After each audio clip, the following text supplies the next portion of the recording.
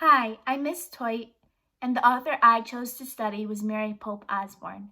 The reason why I chose her was because of her series, The Magic Tree House. As a young girl, I found it very hard to read a chapter book, let alone a whole series, because they were just so long and I could not get myself interested for that long of time.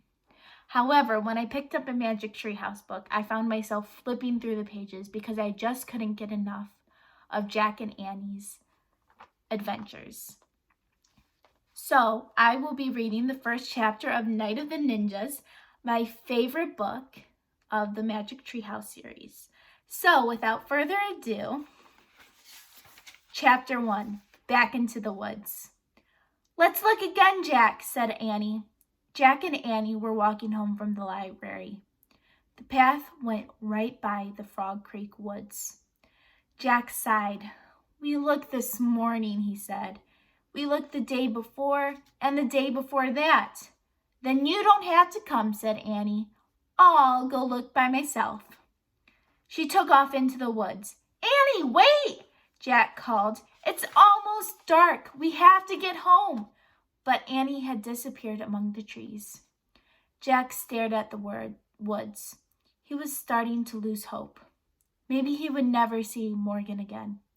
Weeks had passed, and there had not been one sign of Morgan Le Fay, nor had there been one sign of her magic tree house. "Jack!" Annie called from the woods. "It's back!" "Oh, she's just pretending as usual," Jack thought, but his heart started to race. "Hurry!" called Annie. "She better not be kidding," said Jack. He took off into the woods to find Annie. Night was falling fast. Crickets chirped loudly. It was hard to see through the shadows. "Annie!" Jack shouted. "Here!" she called. Jack kept walking. "Here where?" he called back. "Here! Here!" Annie's voice came from above. Jack looked up. "Oh, man," he breathed.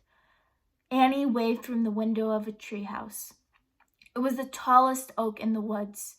A long rope ladder hung down from it. The magic tree house was back. "Come on up!" Annie shouted. Jack ran to the rope ladder. He started climbing. He climbed and climbed. As he climbed, he looked out over the woods. High above the treetops, it was still light. At last, Jack pulled himself into the treehouse. Annie sat in the shadows. Books were scattered everywhere. On the floor, the letter M glowed in the dim light. The M stood for Morgan Le Fay. But there was no sign of Morgan herself. "I wonder where Morgan is," said Jack. "Maybe she went to the library to get some more books," said Annie.